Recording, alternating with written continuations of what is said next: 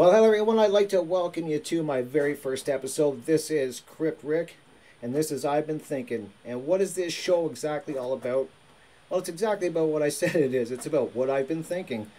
And I wanted to make this show actually very epic and have my first guest. I wanted to be a special guest, and this is somebody I've been watching on YouTube for a few years now. And she is an amazing researcher. And how I found her was by a while back, actually, a few years back, I got involved in watching a very amazing man who was creating a movie that he was self financing and through crowdfunding and stuff, is what I should say. And it was called Gray State. And hopefully some of you have heard of it. And his name was David Crowley. And I was definitely watching his YouTube channel as he was making videos, and he was giving us all updates on how the Gray State was coming along, kind of behind the scene footage. And then that abruptly ended one day, and didn't hear a little bit, and then found out very quickly that there was something very tragic that happened in that man's life, and that it was, for the sake of the police saying it, that it was a murder-suicide. Police like to say that this man got to the end of his rope, decided to kill his wife, kill his young daughter, and then put a bullet in his head. And they wanted to basically say it was a murder-suicide after only 2 hours of actually walking in the crime scene, as I like to call it, and looking around. And basically, I find that amazing that police can go into any scene, especially with this many people that are deceased in it, and determine within 2 hours that they are basically it's a murder-suicide, and it's cut and dry case. And so this is where Catherine Jeans comes in, my great guest, and she has definitely been doing a lot of research on this. So I'm going to welcome her in. Hi, Catherine. Well, hi, Crypt. How you doing? I'm doing very good. I'm sorry if it was a long intro. Like I said, it's my first one. I'm learning as I go. No, you did great. Now, do you want me to call you Crypt, or do you want me to call you Rick? What do you want me to call you? You can call me Rick. How's that? Okay, perfect. Perfect. That way, yeah, it's just the name of my show. So Okay. someday I will tell you the story how I got that name, because it is actually a name that I've used in the past, and I will tell you one day. Great story. But anyways, so Catherine, what I am so excited to have you on this on my first episode. I have been thinking about doing this podcast probably for 2 years now, and you're definitely, I'm not even exaggerating, that I wanted you as my first guest, because I've been following, as I said in the intro, your channel for years now, and the amount of research that you've put into this David Crowley case is actually mind-boggling. It really is to me. I've seen you do your videos, and I can actually see that it does affect you. I've seen you upset. I've seen you mad. I've seen you more frustrated than more times than not by what's been going on. So what I wanted to ask you, just so people know, I'd like you to introduce yourself, and I know you have medical background, so just so people know that you do know what you're talking about, can you just let us know what medical background you have, and if you've ever worked on cases like this in the past, and that gives you some course on what you know, that you know what you're looking into. Well, first of all, I want to say thank you. I mean, I'm honored. When you asked me to be your first guest, I was like, whoa. I mean, it humbled me, so thank you. You're very welcome. But yes, my background is I was an EMT for 10 plus years. Now, my national registry was almost 10 years, not quite, but after that, I was working under a license of a physician. So, you know, the opposition likes to try to think that they can dig things up, and they try to drag your name through the mud. And I don't want to give them any credit, because there's so much to cover on David. However, my medical experience is varied. I worked at several military bases, which is most of my experience. Okay. Clinics, the emergency room, basically. But I worked with doctors at Cape Fear Hospital in Fort Bragg, North Carolina. I worked at the Darnell Army Community Hospital. I worked at Evans Army Community Hospital. I just lots and lots of stuff. Okay. Not to mention coming across mass casualty crime scenes. I've done several of those. And then also I have a friend of mine who was a deputy coroner for the Sacramento County Coroner's Office. Okay. And I won't say when they worked and what their name was due to lots of obvious reasons. But because of them, I was able to go and hang out with them and go on different cases that they were called on. And then one particular case that we got called out on, it was a murder, so I wasn't allowed to go on to that particular scene. Happened to be a shooting as well. Okay. But they knew who the person was. They had already arrested the person who was guilty. But still, while they were working that case, I got to actually stay in and watch an autopsy. I got to go look at the different bodies, different stages of Wow. decomp. I got to read all kinds of files, any file I wanted to. They're like, here you go. Here's our section of closed cases only, nothing active. Okay. They're like, here are our closed cases. Go for it. So I'm Wow. like, sure. So yeah, I spent a lot of time reading up on a lot of different cases. So yeah, my background is extremely varied. And as I've also stated, my mother was married to a man who was in prison for murder. And again, this is a story that has been convoluted and twisted. Mm-hmm. Now, how I came to, and then I was interviewing these gentlemen. They contacted me through my mother because both of, his name is Robert John Logan and then Mike Logan, who were both in prison in Arizona for committing murder. Two different women, two different situations, but brothers in the same prison. Right. I remember you talk. I remember you did a video about this. Yeah. I do remember. Yeah. And the book that came out at the time was called Evil Intentions. And my mom had contacted me because I had just had a book published and it was for sale on Amazon and it was a romance intrigue novel. And so my mom says, well, Bob and Mike want to know if you'll write their story. And I said, well, I've never done this kind of work before. I said, I didn't mean to write a romance novel. It was mainly supposed to be intrigue and not real action, but I'm not a romance person, but Okay. that was the niche that the publisher had, so that's where they stuck it in. So anyway, I'm like, well, I said, I don't like what you're telling me, but okay, I'll talk to him. So after a lot of research and years, I mean, I'm talking years, 4 or 5 years, going down between Colorado and Florence, and you have to get special permission. You can't just be on somebody's list and show up one day. You have to go through an entire process. And I always told those guys, I said, if it ever comes a time where I feel you've lied to me or I feel you're stonewalling me, I will walk away. I don't care how much work I've put into it. Okay. And one of the brothers, Mike, Bob was who the man my mother had married, Bob Logan, Robert John Logan. He was always very honest. I mean, for a criminal and someone who's in prison for murder, I swear, you get more honesty out of that guy than probably somebody walking down the street. His brother, however, was a whole different ballgame. And his brother told me, he says, well, I won't tell you my whole side of the story until Jesse, who is Mike and Jesse, did their crime together. And Okay. It was horrible. And I won't say, I mean, it was just horrible what they did to this woman. Okay. But he always stated that he would never tell me the whole story until Jesse was executed because he was on death row. Okay. And so during this time, because of my research, the federal prosecuting office, they're trying to see if they could get a stay of execution. They're getting my files, blah, blah, blah. And I'm like, you don't want my files. What I have on your clients. Right. So what I'm gathering is what they were trying to do is try to find hope through you, that you would find something that would give them a stay of execution. Yes. And they were hoping that something I had found Yep. would help them Okay. keep, Okay. at least, the prosecution and the defending office, both of them, and I'm just like, going, you guys, leave me out of it. But I couldn't. When you have the federal government knocking at your door saying you want your files, you hand them over. You hand them over. So I'm like, okay. But anyway, I mean, and it's horrible that he was executed, and it's horrible. His last words were, all this for killing that bitch. And I'm sorry about the language, but That's okay. Nope, that's okay. Fine. And I mean, this is the kind of person he was. So anyway, after that was done, I had to go through the whole process, drove back down and said, okay, Mike, he's been executed now. Let's get down to the real story. And all of a sudden he conveniently forgot everything. Okay.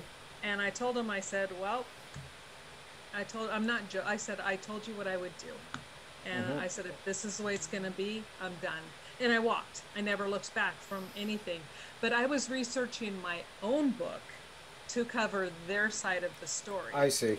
And I had nothing to do with evil intentions except for the fact that I read the book. And then when I was reading the court documents, it was so far off base. There really was no truth to anything other than maybe what he said about the women's families, because I don't know, because I didn't want to contact them because I was researching the people who hurt their daughters, you know, and I felt that was just not okay. So he may have been telling the truth about that. I don't know. But as far as the court documents go, it was wrong, just wrong everywhere. And that's kind of what started me down this path. And then I joined from there. I joined back in the day.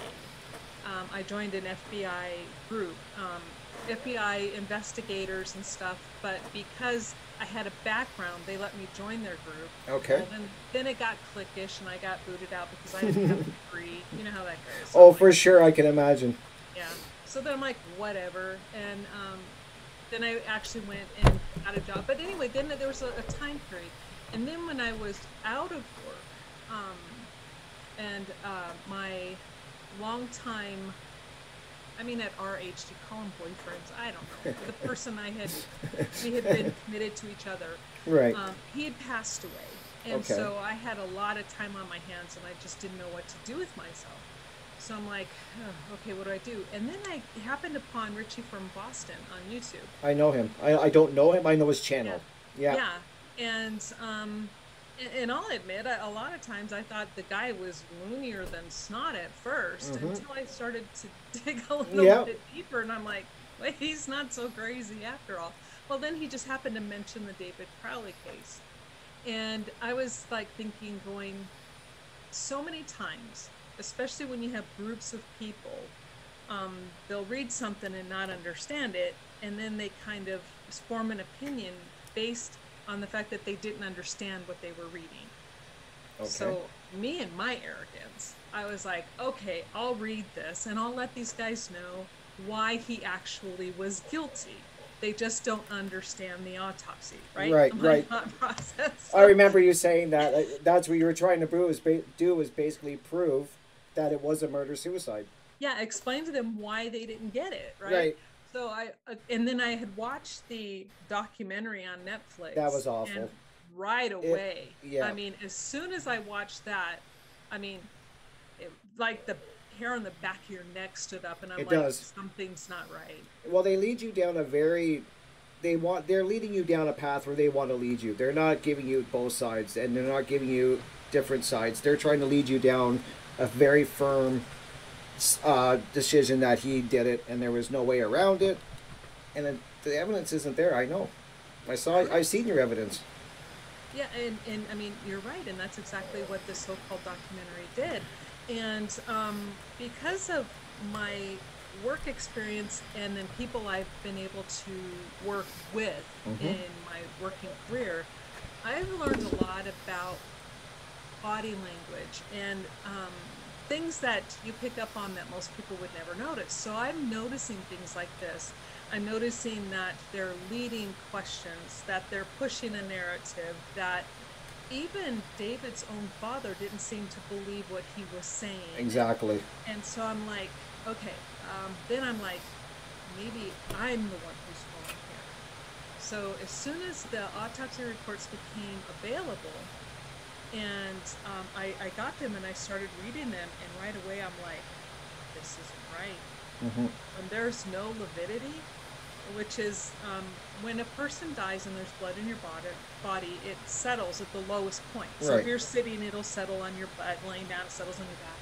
Anyway, when the medical examiner is saying that there is no lividity, and I'm like, and then I'm looking at the crime scene and there's no blood, really. I mean, there's a little bit of blood, but there's no blood. No, not for 3 people. When I look at the crime scene, I'm like, that's the first thing I said.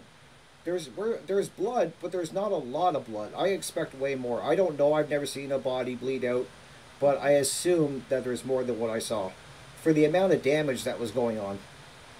Well, and that's and here's the thing. A lot of people think that gunshot wounds are like you see on TV or in the movies. You see everything gets flying everywhere. That's not necessarily the case. Okay. However, if you have a total of 4 gunshot wounds to 3 separate heads, Hmm. there's going to be stuff everywhere. There Exactly. should be blood matter. I mean, brain matter everywhere. Blood and then brain matter, and you should be seeing high velocity blood spatter, which is virtually absent. That's what you There said. Yes. might be a little bit here or there, but not what you would expect to see with 4 gunshot wounds to heads. And yeah, and so from there it just spiraled, and I just realized, wait a second, I need to change my attitude and put myself in check, and that these people are actually onto something. And then from there it was getting documents and then just researching. Right. Um, it Now you was said, sorry, I didn't mean to cut you off, but now no, go you ahead. said in one of your videos that basically, and I've seen this in other videos where the police went in, they got a phone call from a neighbor, and which I find suspicious to begin with because they look through the window and she determines by looking through the window that it's a murder suicide. He killed them all. I don't know how you know that by looking through a window without getting in the room, but she says this. The police come. If and stop me if I get this wrong. I kind of got a lot of things on my head. I've been studying your videos now for 2 weeks, so I got a lot of going on. Um, they basically the police go in, all the medical people, and they determine that it's a murder suicide within 2 hours. Is that correct? Hi, I don't need your Yes, help. and according to a new, and this is why I keep quoting it, because it was either it was one major newspaper, and I do have the article saved somewhere on my laptop, but it does state in there where they're interviewing the police chief, and Hmm. they quote him as saying, "Within 2 hours, we knew it was a murder suicide." And that's very unlikely, right? That's a Very unlikely. okay. That's I what I mean, figured. they left the crime scene with 3 bodies and only 3 bullet Hmm. fragments. But what they didn't know, and so, already they put together the narrative, and you know that right away by saying it's murder suicide. But the 3 fragments they left with that day Hmm. all belonged to Kamel. Kamal, his wife, yes. Yeah, and they were missing Ranya's, and they were missing David. Hmm. So how could it be a murder suicide when and right there you start to see the pattern of assumptions, and then where pieces then start to be brought in to fit what it is that they're trying to say happened. Right. So they're not But trying. They're not trying to. Basically, they're trying to look at the crime scene and fit the pieces that are there into what they want to believe. Not that's following. Not that's how it following the evidence. yes, that's how it appears to me. To That's me exactly too. how it To me appears. too. Hmm. I totally agree with you, and I find that very. Now, what I know you have a lot. You have many different points where a lot of things that do concern you. Now, I know that what they were saying. I checked out a lot of the photos that you have and the way the layout of the body and stuff, and you're very great at explaining that. There's no way. Do you think they were either dragged into position, from what I remember, or placed there somehow? Like they did not die the way they did not die and land the way they say they did. Am I Correct. correct They on did that? not, their bodies are not what is called in situ. In Okay. situ is how something lies after the crime or event happens. Okay. And their bodies are clearly not in situ. And what makes you They believe were, that? What makes you believe that? What's your greatest evidence that there's no way that they fell this way? well, because for Kamel, for me, the main thing is her left hand is missing, but Hmm. it is underneath her body. Okay. So it's like it's up underneath here, but her hand is missing. And now that we've seen the sweater around the wrist area is not frayed, unlike with her right arm. You see some fraying, A little bit. which Yep. yeah, and but at the angle of where her head was, which was pretty close to the couch itself, Hmm. and then she had there was a blanket or a sweater. There was, I think, a blanket actually Yeah. over her head area. Okay. So the dog couldn't even see it, but so yet it's frayed. Hmm. And then her arms up underneath her. And then for little Rania, we see that in the police drawings that she was found lying on her left side between her mom's legs with her head pretty much really close to Kamel's backside, Right. right? Right. But in the photo that they released by accident, that was included in their report to show that he was guilty, Mm-hmm. she is actually lying on top of her mom's left leg Which makes no and sense. laying right next to her dad. Yeah, so it's obvious the body's been moved because in the sketch they have her one way, and in the photo she's lying completely different. Exactly. And with David, when you look at the decomp marking on the rug underneath the body you see, no, whether it's him or Kamel, we don't know. We just know a body was positioned, say, this way, Mm-hmm. but when he was found, it's this way. Exactly. So, and then he's like this with his shirt pulled up underneath him, Mm-hmm. like if you're dragging and the shirt gets rolled up as That's you're yes. dragging across the floor. So, I mean, there are lots of clues that these bodies were not lying in the position that they were in. And the police want us to believe and have stated that they think maybe paleo drugged them. Well, I don't think so. He's not a I just big enough dog. I've no. seen the dog in that Gray State on Netflix, and he's not that big of a dog.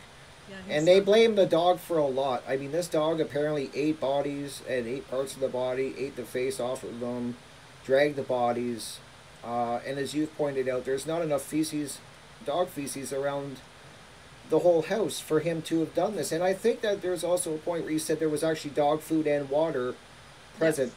So this does none of this makes sense.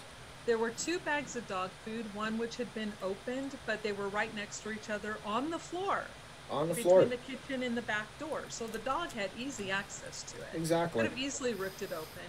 And then someone had left one toilet lid open. So there was only water from one toilet, which tells me because we dogs drink a lot, and if they're going to be eating human flesh, they're going to get thirstier.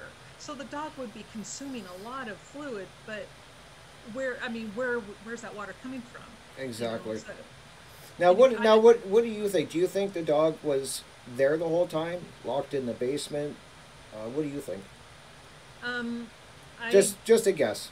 my best guess is that paleo was probably kept in another room or kept somewhere else. Mm-hmm. There is a little bit of feces downstairs and a little bit upstairs. I think at one point I counted them. I think I counted 29 separate little, No, if there yeah. was three, I counted them. And there was Okay. like 29 within the photos that they gave us. And I'm like, that just isn't enough for 3 weeks Three of weeks is a heat. long. It's a long time. Yeah. And did they ever test the feces if there was bone fragments in it? They never did. They dropped the dog off, and they gave in the police reports. They state that they told the shelter to only feed and water the dog and don't do anything else because it was part of a potential crime scene. Okay. Not to collect feces, not to collect urine, not to do a stomach contents. Nothing. They did nothing with this dog, nor did they collect anything at the scene. That's amazing because you think if they blame so much on this dog for the conditions of the body that you would think they would test it. I would.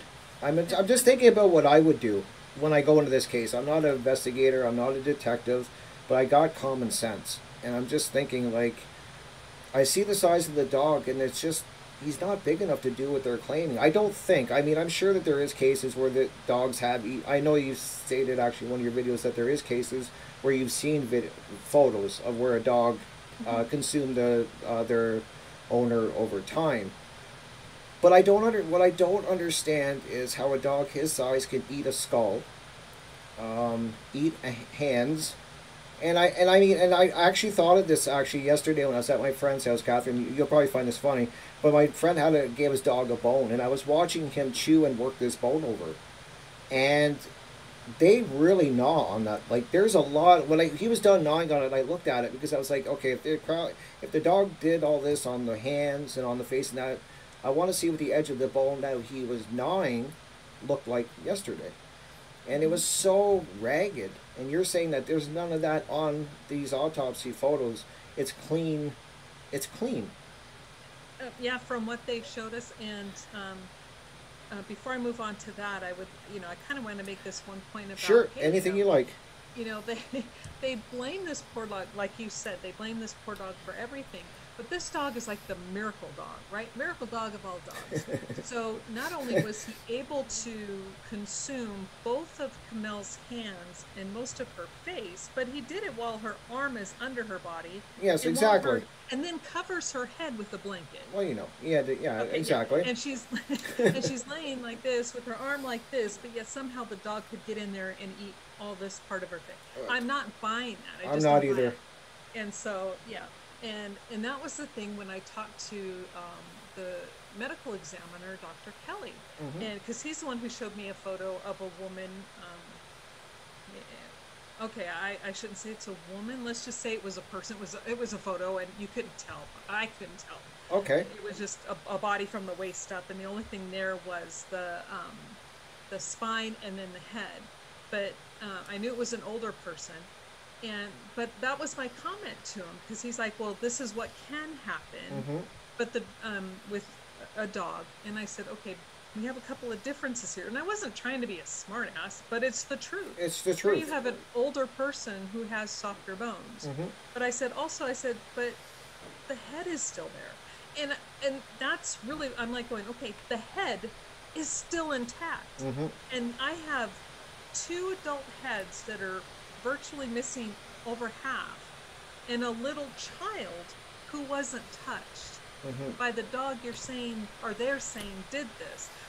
I go, it's not adding up. It just doesn't add up. No, and you would think that the dog, I would think, would go after the child because they're softer, more Yeah, tender, and I don't, easier. yeah, easier, and they wouldn't. I don't think the dog would automatically go to the skull where it's tougher. They would work on all the other areas, and you would see from when I saw the dog bone, they really work on the bone, and you could see all the jagged edges and splinters of bone everywhere just from me watching this dog for an hour yesterday. Hmm. And I don't understand how the police can blame all of this on the dog. I don't know if this is shoddy police work or if it's a cover up like people say. I don't. I have my theories. I don't like this. I wouldn't want to say what they were, but I just. Um, Well, I. and I think a lot of us are coming to theories that, let's admit, probably for the most part, could be far fetched. Yep. But are they really? Maybe they're not. And like the part about where the piece of David's skull, and this is what I focus on a lot This for was me and my this was amazing when you found yeah. this. You Um, gotta tell you gotta tell the audience about this. yeah, because here they have this skull cap on the floor. Hmm. And on this skull cap, I remember my corner friend had come over to visit me one day at my house. And they're like, "Oh my God, would you just get away from that case? And come talk to me, right?" And I'm like, I said, "I can't." I said, "I'm staring at this photo and it's bugging me." I said, "There's something here and I'm missing it. It's right in front of my face, but something's not right." Hmm. I said, "Okay, this is your job. Get over here and tell me what it is that I'm seeing, but my brain is refusing to accept." Right. Right. And they walked up and they're like going, "Well, that person was murdered." And they didn't know, right? I had not, Right. they just knew I was looking at a case. And I said, "Okay, tell me why." And they're like, "Well, that's blunt force trauma." And they started pointing out all the places I was looking, but I didn't understand at the time what I was seeing. Right. And they're like, "Okay, move. You got to move now." So they kick me out of my chair, and then they sit down. They start looking, and they start counting. They stopped at 13, 10. No, they stopped at 10, and they said there are over 10 individual blows to this piece of skull. They're like, Wow. "This person was murdered." And they said some of these impacts were so hard that it could have actually killed the person before they were shot in the head. Wow. And This is huge. This is it huge. it really, and it's right there. I mean, everybody can see it. Yeah. And when Tony dropped the other photos onto the group page Hmm. not too long ago, and then I saw that skull cap piece under the lights in the medical examiner's office, which really gave good lighting. I'm like, it is so evident in how that ME, all three of them that signed off on these documents, how all three of them allowed that to go through as a suicide is It's reprehensible. it is, and especially when the videos I've seen on your channel, which I really strongly suggest my followers actually go and look at. When you show the skull bit, you can see it, and I'm not even trained. But when somebody points it out to you, you can see the pattern, Yep. and it looks like, to me, it looks like, as you said, a ratchet. It Yeah. looks like something like a ratchet or something. And I found three different tool marks, and the clearest one I could find was the six-sided ratchet. yes, And I'm just like, and it would be similar to, say, like, because they have the long handles with the ratchet end, like yep, for a truck or something. You would yep, take that. Those suckers are heavy they too. are. And so that is as clear as day, that indentation. But then when I started looking at that, and you see the skin around this skull piece, Hmm. and it's straight lines. Like it's cut. And yeah, and they're saying the dog ripped that off. So I there's don't no way know. that Paleo could, this miracle dog, as we've called him, there's no way that he could have peeled that away from the skull and make it straight like that. There would No, have been because some. it's like skin, from whatever part, wherever that was. Hmm. Just for example, say it was like here, and it was straight, Okay. straight, straight, and dogs can't do that. No, they can't. Yeah. So, and then the one weapon that had all three blood and/or DNA on it, which was the knife, The which was knife. found open, they totally just ignored that. They marked Yeah. it, logged it, and then I, whatever. I don't. They didn't. That's another thing, is that even the way, like you described, that the way that the knife was, they found the knife, it wouldn't make practical sense on how he was holding it. Correct? He would have. He wouldn't. Have, they want to believe that he was holding it towards him, which, like, holding the blade basically. Is Hmm. that what you're trying to? Is that what you're It explaining? was it was blade. He's out like this, right? And Yep. it was next to his leg, blade up, like facing toward his head. Okay. I mean, who goes around holding a knife like this with the blade up, right? Right. You hold it. Come on. Yes. Yeah. So And it's the and all they scream staging. it does, and that's another thing, is that they found the blood on it, and I don't understand why they wouldn't have tested more. They seem to be leaving a. They seem to really be cutting corners on this, to me, and I'm sure, and which you have found out. All I mean, you've proven, and um, another thing I've really found interesting. What you were, I watched another one of your. As I said, I watched all of them. I found it fascinating. Um, where they have the bloody footprint. You really got upset about this, saying that I it's a blood. fight with everybody to this day over that. And I had to really look at the video last night, because I was like, I actually tried what you said to do, to put the paint on the side, and it looks just like that image, like the toe part with the little part of your finger. Hmm. It does look like a little kid's project. I really does, and Yeah. you noticed that right away. I noticed Yeah, that. there were several of us who actually, it was like about the same time where we noticed the same thing. And it's like, wait a second, this is an art project. And in fact, it was Dan Hennon, Hmm. who called it the kindergarten art project. And I go, that's the perfect word. So I kind of ran with it after that. But for me, what solidifies in it is not a freaking bloody footprint. Because I'm like, look at the photos, and where they sprayed what is called amino black, which Right. is the areas where it turns blue, Yeah, where like it a comes luminol, in kind of, contact. like a Yeah, it lumin. comes in contact with the hemoglobin, right? Okay. And when they take the photo head on, and it resembles bloody footprints, and then they spray it with amino black, and you clearly see the individual sections. Now, nobody's foot that I know of has individual sections. Exactly. And the big toe, you see a swipe mark that is not visible before they spray it with amino black. And again, the amino black only reacts with the hemoglobin in the blood. So that tells you that there was something there, and somebody cleaned it up, thought they cleaned it up good enough, and then put another pattern on top of that. Okay. And it is as plain as day that it doesn't even match up with the ball of the foot. And that's just, again, one of the many things. And then I don't know of anybody's toe who makes a circle with one straight line down. Yeah, exactly. And It doesn't look like a footprint at all to me, like when I looked at it. And then, now what I wanted to ask is, there, I know that there was lots of blood in the living room area from what I could see in the video, your videos and the photos I've been looking at. Was there any blood anywhere else in the house? Like, was it just in the living room area where they say this murder, supposed murder suicide, took place? Is there it? was a little bit of blood spatter at the very beginning of the hallway on the floor, because you see some on the wall, and Mm-hmm. then a little bit on the floor there. But then there's a transfer stain, a smudge, right by Ranya's door on the wall. And then, other than the living room area, there was only blood found in the kitchen. where it was passive drops. Mm-hmm.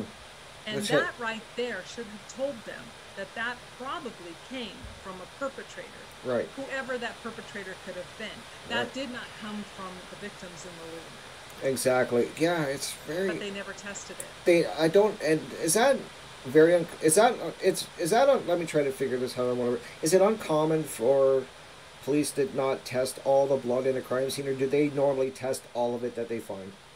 Not all of it is tested, no. Okay. Because if they take a bunch like they did from the floor, they took some from the wall on Mm-hmm. the island. They took swabs from the floor and then took a swab from the, and you don't want to, you know, you're not going to test all of it because that's just, it's crazy. Because if you look a lot, you're like, chances are, although it may not be, chances are most of that is going to come from the same person. Okay. However, if the situations like on the recliner, that should have been tested. Mm-hmm. It never was. In the kitchen, especially the passive blood in the kitchen, should have been tested. Exactly. And it wasn't. And what else? Even in the by Ranya's room, it should have been tested. Anything that wasn't in that immediate area should have Yeah. been tested. Yeah, because there was drag marks that looked to be drag marks of blood behind the recliner I on saw the that. floor, Yes. and that was not tested. Just so much. And you would think, again, you would think logic would tell them that, okay, we have 3 victims, and the only blood we have found in this house belongs to one? Yeah, that doesn't. It doesn't make any sense. And but I kind of what I wanted. I forgot to ask you at the beginning with the gun, with regards to the gunshots. Now, is it? If I'm remembering correctly, it was the neighbor said they heard only 3 shots. Is that correct? Yes, but that was at the beginning of the month. Okay. Somewhere between what did they say, the 1st and the 10th, or the 9th and the 10th. It was at the beginning of December that they supposedly heard gunshots, but it was only 3. And yet we have, what, 6 or 7 rounds 6. fired in that house? And you think that in a neighborhood like that, you would hear that. And then another thing I wanted you to bring up, which I find fascinating too, is that tell us about the patio door. That this was not a door that was tightly shut. And I know that they're saying that there was no break and enter, but how do you break and enter when a door is open? I know, I mean, there's no break. Exactly. I mean, and they go to great lengths to take photographs of every door handle to prove there was no forced entry. Right? But they have a back door that is ajar 1/4 of an inch Right? and a kitchen window that is not locked. It So doesn't- why would, it's like, hello, you're not going to have forced entry. Right, and why would the dog open the door with his nose and go out? Like, Yeah, I and mean, close it again. and close it again. Yeah, I know dogs that with a little crack in the patio door, they open it and they go outside. And this he would have done that within 3 weeks. I'm sorry, I just know he would have. Any dog would have. And I mean, like I like the way you call him the miracle dog because it's true. He basically. I'm surprised they're not saying he shot them because he's done everything else. He's done everything else. Now, what I find interesting too is that what about they have the gun that supposedly did this. Is there any prints on this gun that are David's that they can say yes, this is his? He held this gun, and he was the last one holding it. He did the shooting, or is there not? Isn't there a residue from a gunshot if it's close to the head and stuff? There's like gunpowder burns, stuff like. If you, Okay, I'm kind of jumping all over, but do you know No, what no. I mean? I gotcha. I mean, if it's a close contact wound, you would expect to see the stippling Right. and gunshot Stippling, powder. that's it. Right.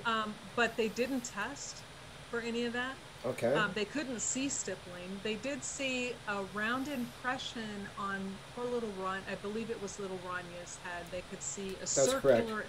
impression. Right. But as far as the entrance and our exit wounds for David and Kamel, there was nothing there. And what about the gun? Is his prints on there? As far as the gun goes, they found a partial palm print, but they had nothing to compare that to David with. They had a partial print on the magazine itself because there's a bloody fingerprint on the magazine. But they determined that there were multiple stacks, so it looked like there were a couple of touches, and they couldn't determine which thumbprint or which fingerprint was on there, and if it was David's, and when it was done, because there was stacked prints. Okay, I see. And then, So and also no prints of David's on the gun safe where he kept it. no, that was actually Kamel's. They found Kamel's DNA on the gun safe, not David's. That doesn't.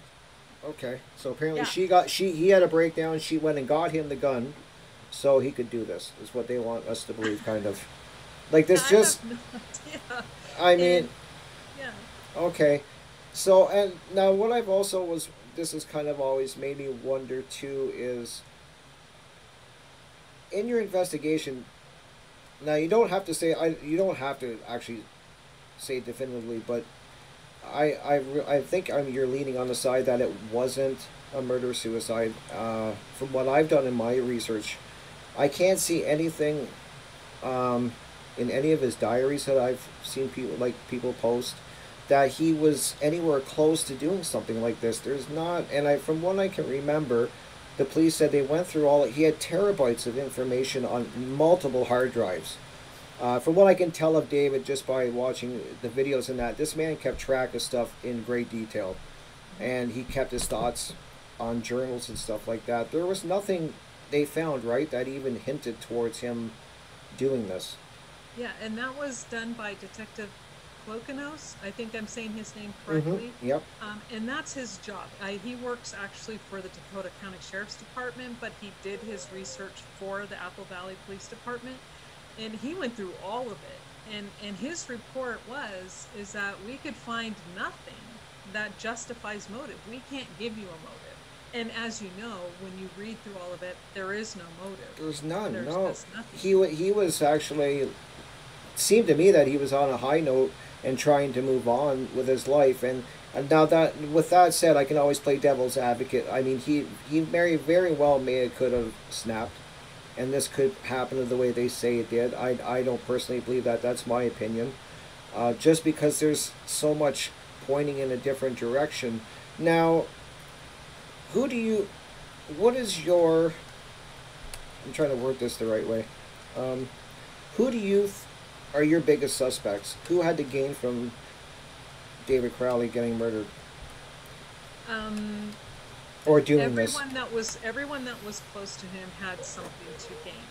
Okay. And again, this is not me saying you did it, you did it, you Exactly. did it, but I'm saying, and this is not easy to say, Okay. but his brother, Hmm. Kamel's sister. We have Danny August Mason. So we have Dan Jr., we have Sidra, we have Danny August Mason, we have Sean Wright, we have Mason Hendricks, we have Joseph Seaton, we have the Apple Valley Police Department. Now I'm saying they weren't, I'm not saying they're in on it, but I'm saying they have motive to cover Exactly. things. But I mean, everywhere, motive points in every direction Right. except for toward David. And for me, I will say, um, unless, and I don't even see how they could do that because his skull piece alone tells me he was murdered. Exactly. That's what I was just going to bring up. Yeah. I was So going to say. if he was murdered, how could he have done this? It just makes no sense to me. Right, and I find it very strange that in this police investigation that they wouldn't have even question. Did they even question all these people? Like, did they ever go to all of these people that we suspect had something to do with it, and just to even rule them out? Like, just to say, Yeah, they talked to them, but never to rule them out or never even as a person of interest, which they should have been. Any good investigation, everybody who's close to victims is considered a person of interest until they're ruled out. till they're not. And that's everywhere, Yeah. everywhere across the world. And so the fact that they didn't do that, and then they're talking to these people who then say, come across as they were just David's best buds, right? Danny, we have Sean, and we have Mason. Oh, they Those all, three yeah, especially. they all say they were best friends, and they were all Yeah. getting along. And then you listen to David's notes, and it's not. They're lying. And they read it. And Yes. this is the point. They're reading his journal where David is like, I want these people out of my life. They're soul sucking pariah. Yep, that And was his so, exact words. yeah, and so the fact that he's saying this and they're like, oh, okay, well, we're not going to consider them suspect when Danny was in his mind. Now, I will argue back and forth with everybody. He has no claim to any of that. Hmm. Because David rewrote that script. Everything that he presented to the Hollywood producers was his work. Yes. And Danny was trying to hold on to something that was a concept that they had at the very beginning. David had long past gone way over that. Yes, he wrote And the so, script. He wrote the script a couple different times, correct? And hmm, he was also working on other projects. He had a lot of yes. projects. That's what I try to tell people is that he was, yes, he was on Gray State and he was focused on that, but he also had a lot of other side projects that he was looking into. And I think what his goal was to get away from where he was living, get to Hollywood, and meet up with the right people so he could become a movie A creator, playwright. a Yeah. playwright. And Hmm. I think that a lot of the people that were close to him at the beginning of Gray State that had a stake in it, you could obviously see that they were trying to pull. He was trying to pull away from them, Yep. and there was people that weren't giving in. They weren't they weren't signing over waivers, releasing themselves from the project. So I see where they could be suspects. Um, Yeah, be, and and I think about, the one person who did, and that was Michele, who was David's friend from high school, yep. and they went to the military together. And yeah, did it kind of hurt Mitch? From what I'm gathering, my interpretation of what I've read from Mitch is that, yeah, he wasn't too happy with the fact that they dissolved the bullet exchange, but he understood. So he's like, sure, let's do it if it will help you go and fulfill your goal. Hmm. That's a friend. That's Now a that's friend, somebody who has your best interest at heart, right? not those who are trying to go, oh yeah, this is mine and I'm going to claim it and you're not going to do this, and oh David, don't you put that in there in the rise because you're going to send me to prison for 76 years. You better calm. And this is, they're putting this on social media, Hmm. and the police see this. They have it as part of their records and yet don't consider it motive. And well, what I find very disturbing is that you sent these autopsy photos with the skull bit that shows the ratchet marks. I listened to the interview last night, actually, where you spoke with the detective, and I have never seen more deflecting.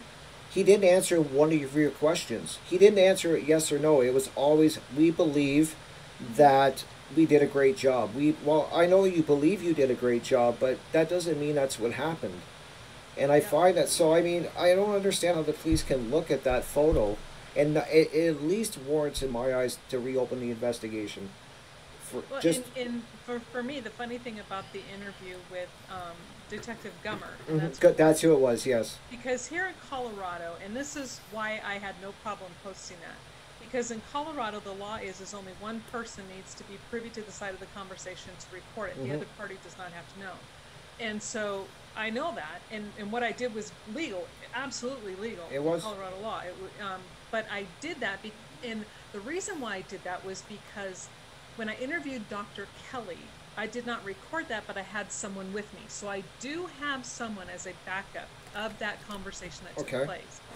And so, but I didn't want to have to face that again. So I'm like, you know what? I'm going to record this conversation because, I'm not going to lie.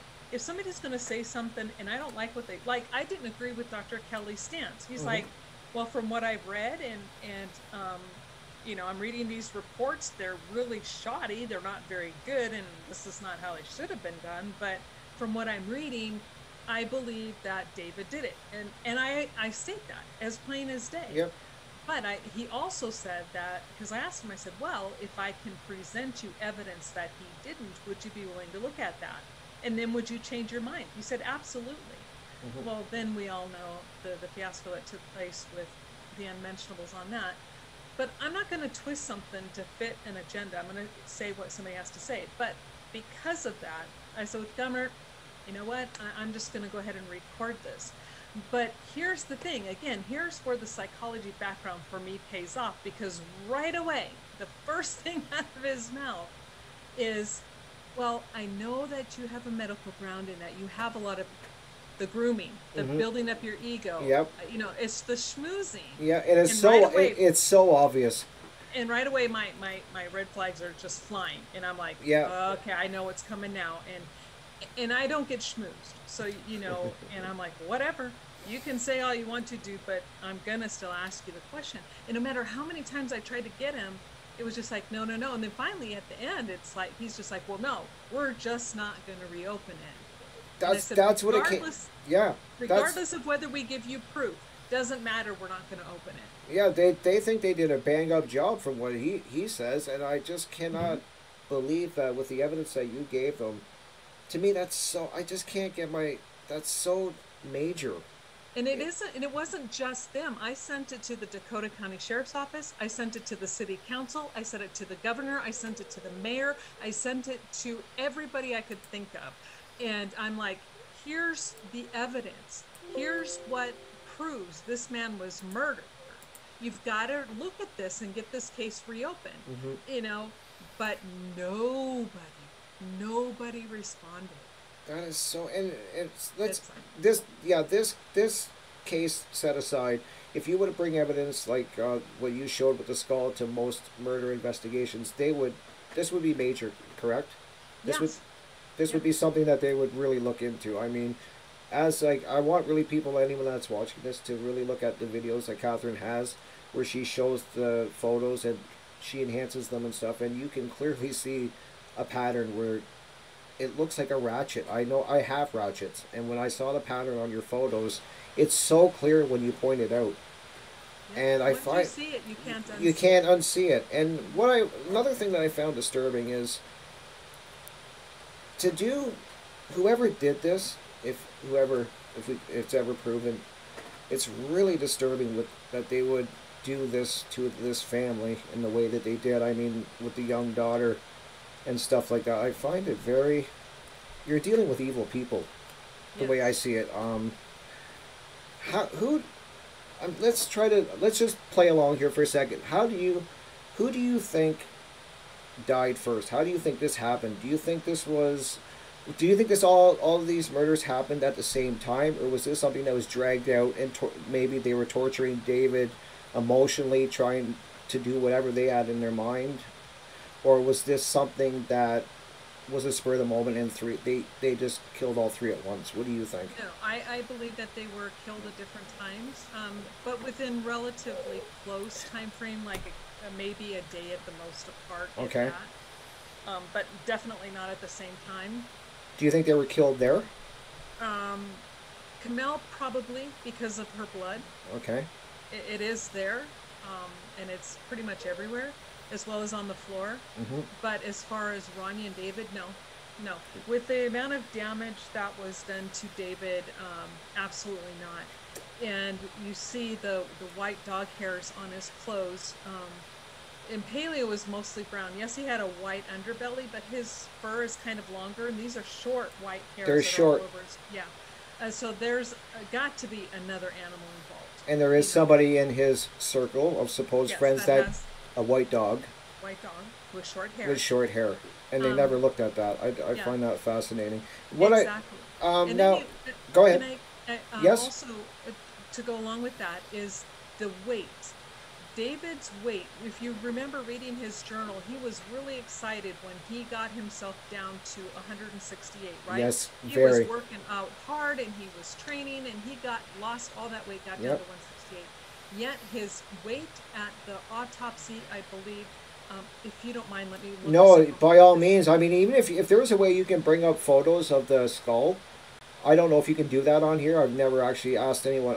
First time doing this, as I stated at the beginning. Right now, are you seeing my screen? Are you seeing what I'm seeing? I'm pulling up my files. No, I just see you. Just see me. Okay. Let me. If we can't do it, that's cool. I mean, if we can't do it, then we'll figure it out at another time. Yeah. First of all, though, I want to point out something that's extremely important. Oops, that's. I'm looking up the case. The phone, I don't know why I'm looking at the phone records. I'm trying to find his autopsy report because I want to read it word for word. Okay.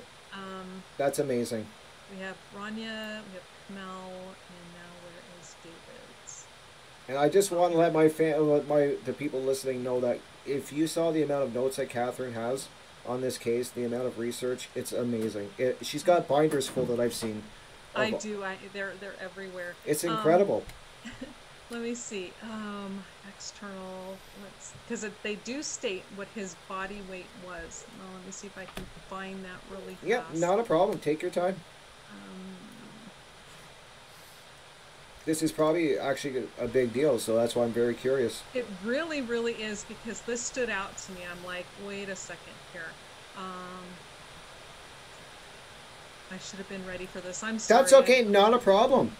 I wasn't even really ready I was ready, but just I didn't have the knowledge to get going like I wanted to. But we made it. We're here. Okay, We're so doing amazing. as long as everybody else is okay with that. I am too. I'm great with it. That's his toxicology reports, the identification. Nothing in his toxicology. Sober. No, his toxicology was clean. He No. absolutely was clean. And that's another thing where, oh, here we go. I found it. Okay, Uh, but, perfect. but now that I know where it is, but yes, his toxicology um, clearly states that spleen volatile screen was done, ethanol 0.109, but as you know, his body decomposes, it turns into alcohol. Yes. So he had no alcohol in his system with decompositional peaks present, so that means they're picking it up from the decomp. Liver drug screen, immunoassay negative, no basic or neutral drugs present on chromatography. And they specifically were looking for things like the pot and the mushrooms. I was just gonna say that. I was gonna say, clear. didn't they find a big mountain of like a grinder full of pot on the like? Okay, so he's got no THC in his system. Correct. What He was about clean. what about his wife? Clean? She was clean. The only thing in her system was aspirin, a compound found in aspirin, or Okay. something similar to ibuprofen, and that was it. Wow. Okay, and now for David. Now, mind you, remember, let's go back to he was so proud. He got down to 168. Yes. Yes. Super excited. He was. Now, the external examination of the body. Now, with the body, the head is going to weigh roughly about 8 pounds, right? Okay. So you figure so you got to take off a little bit of weight. The body is that of a well-developed, 70 inches long, 128-pound male. Oh my God. Where did all He the went 40 pounds. He's missing 40 pounds. Okay, and the So the roughly dog. 32. Right. Let's do 32, including we'll give him because most of his head was missing. So 32 pounds are gone. So that tells me he was kept away from food for an extended period of time before he was killed. Wow. So that's why I think, in my mind, the only thing that makes sense, and I'm not saying this is 100% correct, but for me, right now, with what I'm reading and what I'm finding, the only thing that made sense is that he was held somewhere and was not allowed to eat, and he lost weight fast. And what this also led into what I was going to ask you. If he was led away and held somewhere, wasn't there damage? One of his hands was mummified, and another, how I'm not sure. I think that's how you worded it. But there was damage to both hands, like he was bound, or some type of damage.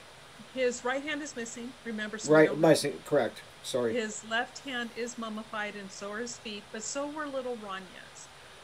Now, when I asked Dr. Kelly about that, now I did research, and they say that mummification, depending on the condition, it can happen faster in the hands and feet because there's less fat to keep that from happening.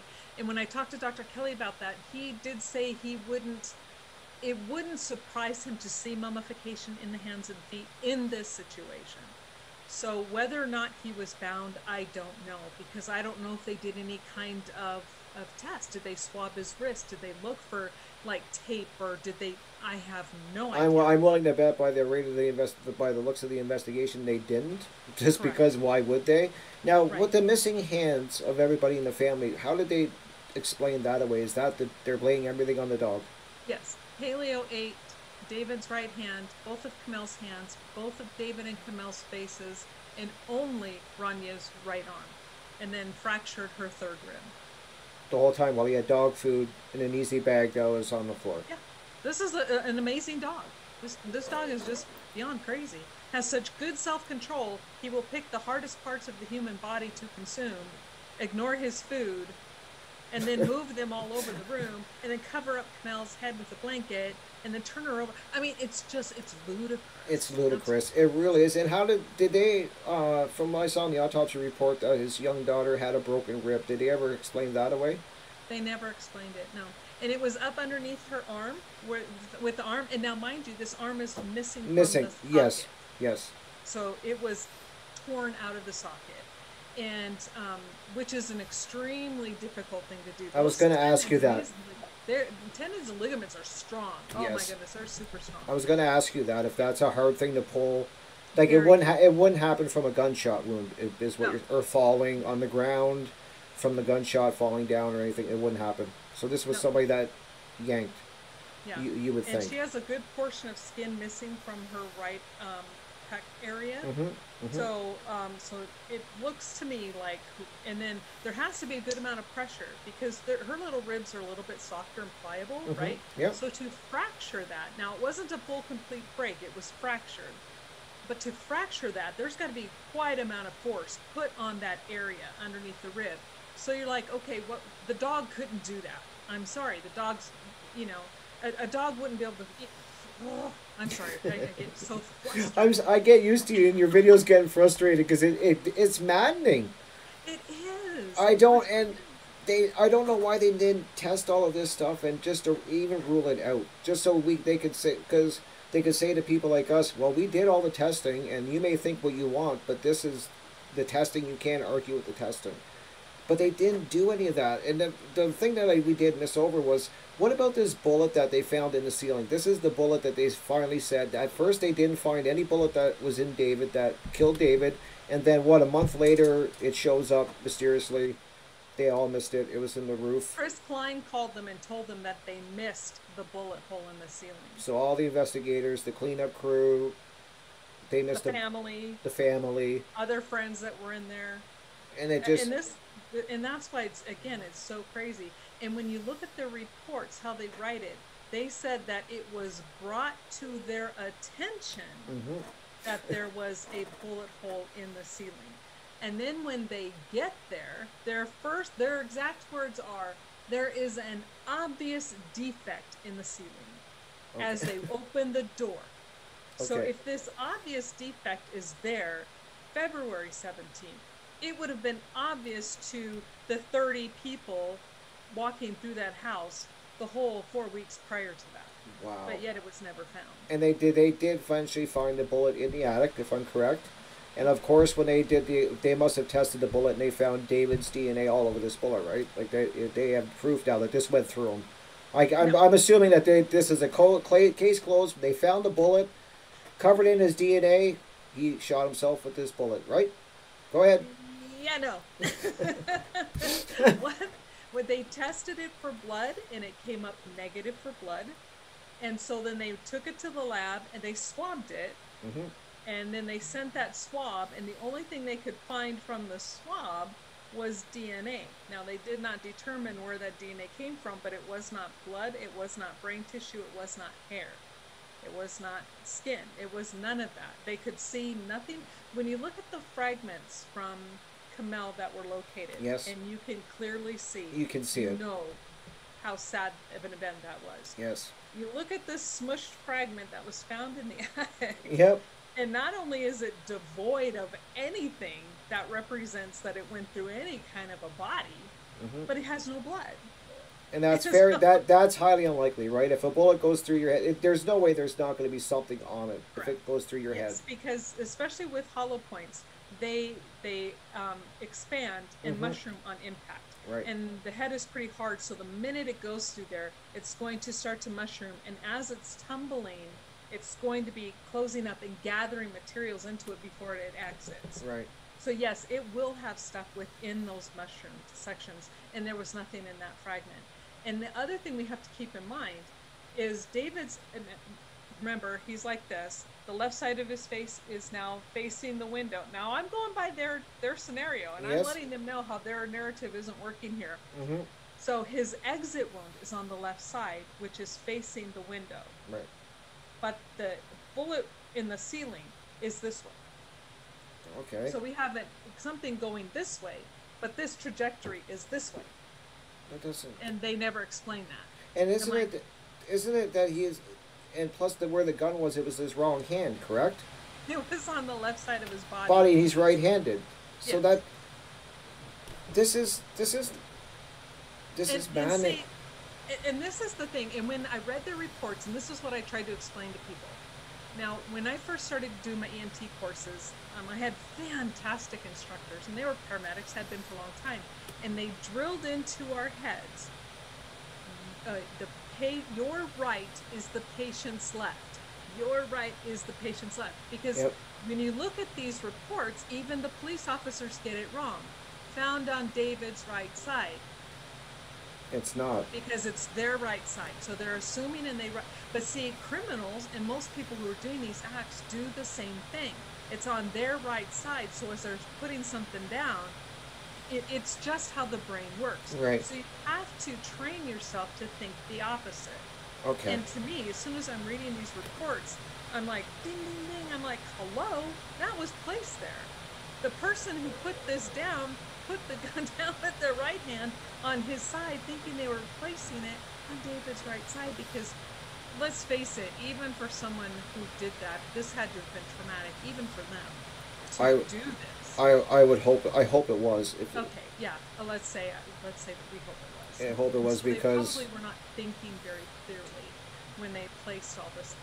When they were staging things, they didn't right. think it through. Like the bloody footprints. It's only the right foot, and it's at the side of the island where the laptop's not even at, because they're trying to say he went to walk to the laptop and type Yes. it in. It's on this side, but the laptop is over here, where there's no footprint. That's the first So thing I again, thought of. yeah. Again, nothing matches up with Okay, and then, anything. and what now? What is your thoughts on this? The Allah Akbar that was written on the Allahu Akbar? yes, and that was written on the wall, correct? Yes. In supposedly Camilla's blood. Is it what Yeah, they? it was Mel's blood. It was Camilla's blood, but it Mhm. wasn't Dave. It does. I've looked at the handwriting samples that you've shown, and it does not match. I mean, I'm not a writing expert, but you can tell it's not David's writing. Mhm. And also, you were saying that there was writing on a notepad and some other things. Correct. Was any of this ever tested? Like did Um, they test his handwriting and test the writing on the wall to make sure it matched David's? Anything like that? I did see recently in documents that Greg got in a longer, the 485 or 488 pages. Right. Yeah, he does It amazing work does too. show, yeah, it does show where they were doing some handwriting comparisons, and when you look at their notes, they have little notations, but that was never in any of the final reports. But there was never really in a conclusion drawn, right? There's nothing in there that states we concluded that this is David's handwriting. They just are like, well, we And don't really know. do you think it's his handwriting on the wall? No, no, um, just and because when you look at how the prints are made, you see fingers at first start to come down Yes. before the thumb gets there. Mm-hmm. Now, if somebody's going to be doing it with all their hand, they're just going to go, whoosh, right? Mm-hmm. You're not going to go like this. Oh, wait, now let me add my thumb. And so it seemed like it was an afterthought. Okay, let me put this up here and hold it or hold the hand down. Who knows? But David has a very distinct way of writing certain letters. And I don't care how big you're writing, you're going to keep to your style Exactly. pretty closely. Pretty close. Yeah. And it's not, of course, it's not going to be exact, but none of those letters match his writing at all. No, and what I just find it. I don't know if the people that I hope the people that did this don't think they did a great job at staging this, because it's, to me, it's awful what they've done, and that's what really amazes me, that the police are so confident on this verdict that he did a murder suicide, which nothing leads to that, from what I can tell. And with the mystery dog, like, apparently this dog did everything, and I've always found that funny. What did you think of the movie on Netflix, The Gray State? Did you see it? It was a joke. It was scripted. It had a narrative, and something that they wanted something stated in the way they wanted it stated, Mm-hmm. and they put it together to put that information out, To put, like which I had said earlier, nothing. to point us in that direction. Yeah, and but yet nothing that they put in there correlates with the actual evidence. Right, They right. take stuff out of context, they twist things, they get these guys to, to say how they were such great friends and how they're talking about how they knew David. And when you get in there, and like you said, when you read his journal, you found out that David had pretty much cut all of them out of his life Yes, months and months way in advance, even before summer. right. You know, And Kamala was also, they were both pulling away from their family, correct? yes, and how they were trying to make, I can't remember if it was in the Netflix documentary Heidi Lish or if it was someone else, Kamel's friends, right, that they Mm-hmm. were interviewing, And they were like, yeah, and they were leading you to believe that David forced her to quit her job. Yeah. But when you read his diary, he's like, I can't believe Camille just did this. She up and quit. And I'm going to support her, but man, am I surprised. Right. Right. So it wasn't him, it was her. And she did it because she was tired of how they were treating not only her, but her colleagues. Mm-hmm. So she said, enough is enough. And that's why you would think her friend would say, what, you don't think I can come up with this on my own? This is what Camille's saying. Don't you think I can think of this stuff on my own? Mm-hmm. Camille was insulted. Mm-hmm. And so, I agree. Yeah. And then what did you see The Rise when they put that out on Netflix? I saw that recently. I didn't see it at first, but I did see it recently. And isn't that the one where they're doing all of the interviews? Right? Yes. They're having all Yes. the guys talking. Yeah. What do you think of that one? Um, If you remember it, I mean, I've watched it a few times because you do miss a lot the first time you watch it, and I just think it's more of the same with. well, I was going to say it doesn't appear to me as something that David put together. But he It looks was like working on something called The Rise, correct? Yes, he was, but he was going to turn that over to the guys. Okay. And he's like, hey, you know what, you guys, and because a lot of you did a lot of work on it, I will hand this to you. Take it. This will be your baby. Okay. And it's pretty much how it looks, because it doesn't look like David's work at all. Right. Yes, he's being interviewed and you see him talking into a lot of it, but it just seems, like you said, pieced together to form a certain agenda. Right. A certain narrative. That's and, what. oh, my air conditioner is going to go on. It's going to be really loud. Let me go turn it down. Okay, not a problem. It's super loud. Okay.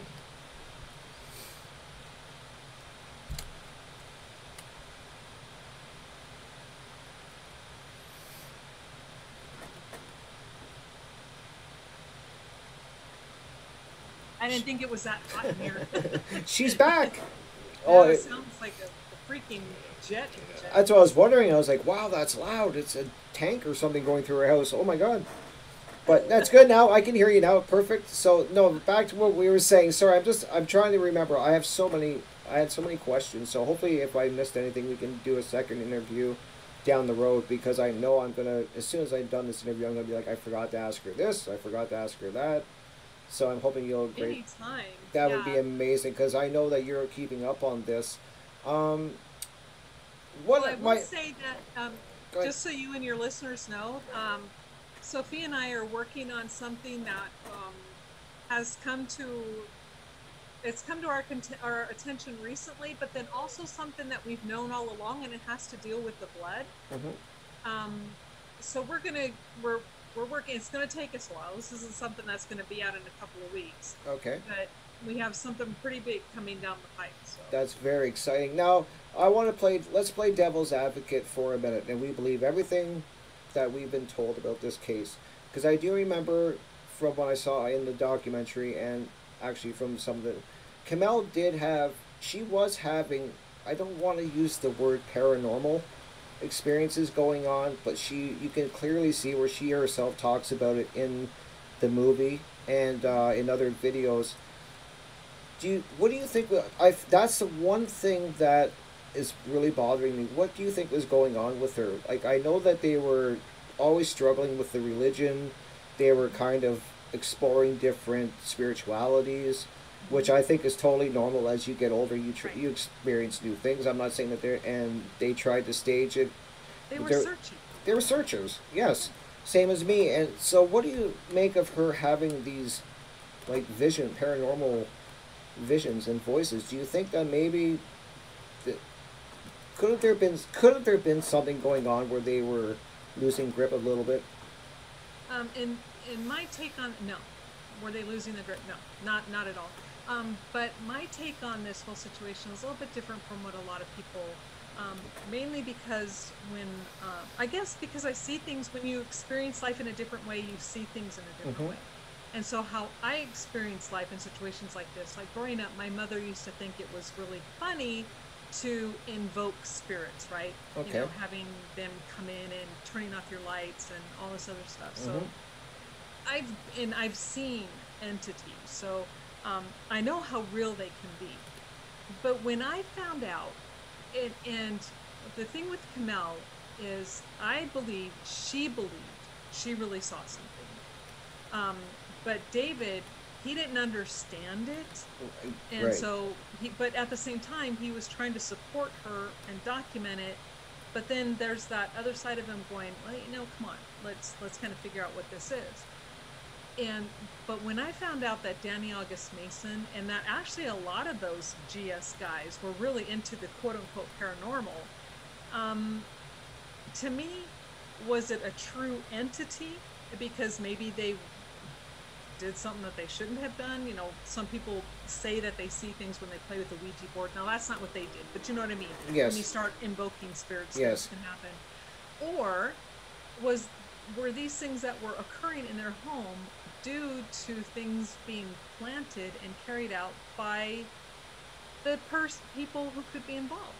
To me, it's either way. Either one right now is a plausible explanation. But do I see them as losing a grip? No. So you don't And think I there's any in your from the research you've done, you don't think there's any way, because we know that David was a war veteran, that he Mhm. did a couple tours of duty. I know that in his last tour of duty, from what I understand, and correct me if I'm wrong, he was very wasn't happy about how it went, how he got deployed again, and how he was, right. and stuff like that. You don't think, because we know that soldiers see a lot of awful things. Hmm. You don't And think he that, did. and he did. He said that, and we saw also him speak in the. I'm trying to peel the good parts out of the Hmm. documentary, that where he's the one talking, so it can't be taken out of context. And he's clearly states himself and his friends say that sometimes David would go into a dark place, and that if he ever went to that dark place again, that they were to call him out on it and intervene, because they would lose contact with him for a few days at a time. Do you And think it's possible that he went into a dark place and this happened? no, no. And let me tell you why. Because when he was referring to a dark place, that's when he was isolating himself in writing. He had delved so deep into his writing, Mm-hmm. everything else just suffered and nothing else was of importance. Okay. That is a dark place. As a writer, and this is what I try to explain to people, because when I actually, in my second book that I wrote, it's not published, but I did finish it.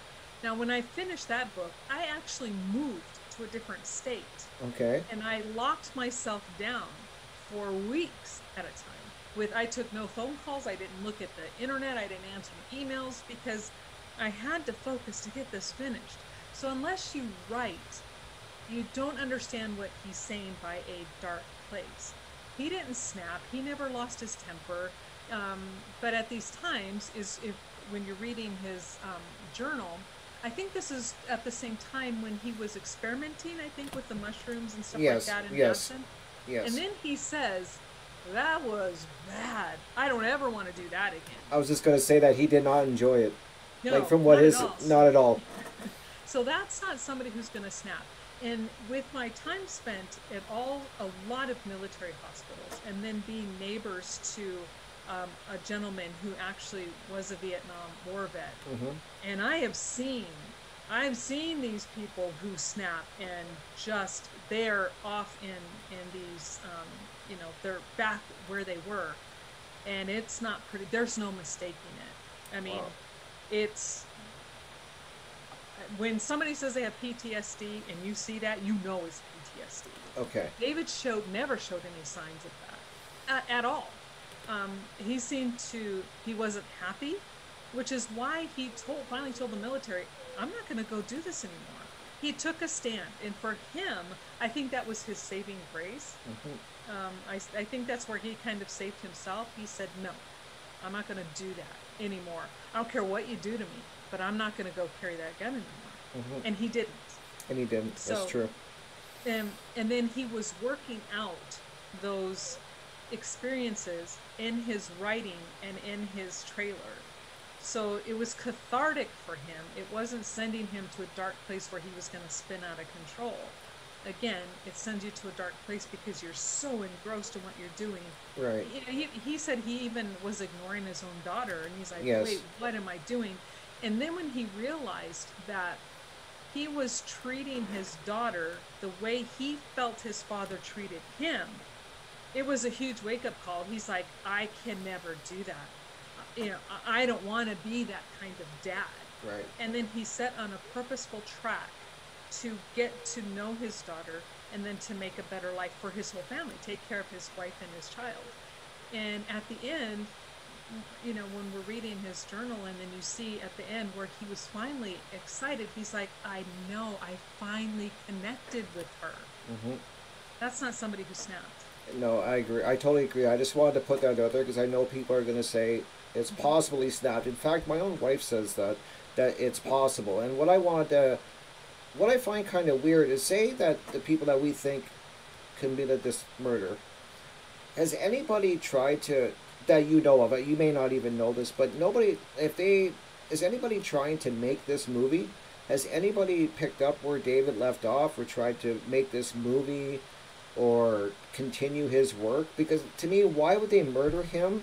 This is another thing that I kind of always am troubled with. Why would they do this murder so brutal? But they're not gaining anything from it. They're not gaining. They've tried, and yes, they have tried, and they're still trying. In fact, if you look up the copyrights now, Mm-hmm. there's both Danny August Mason and Dan Senior Yes, have filed for copyrights. of the Gray State, Right. which pisses me off to no end because as a writer, I had my first book stolen from me. It has my name on it, and it was sold for almost 20 years on Amazon. Right. But I made this much money, so I'm Wow. pissed. So Okay. when I see that kind of stuff, when I see people stealing other people's work, and when the copyright law states, unless someone specifically leaves a will that says, I leave this to you upon my death, any written material belongs to the writer and the artist and the creator for 70 years after the date of their death. Okay. And as far as I know, there was no will.